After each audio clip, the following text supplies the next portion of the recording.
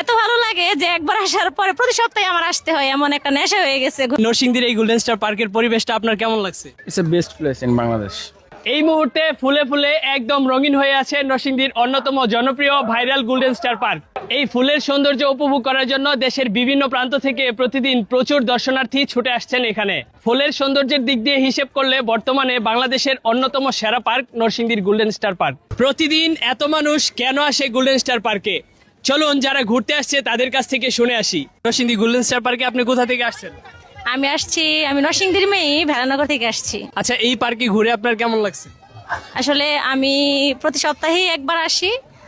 মানে আমার এত ভালো লাগে যে একবার আসার পরে প্রতি সপ্তাহে আমার আসতে হয়, এমন একটা নেশা হয়ে গেছে ঘোরাটা। মানে অনেক ভালো লাগে এখানের পরিবেশ, তাছাড়া এখানের ভিউ সবকিছু মিলে মাশাআল্লাহ অনেক ভালো।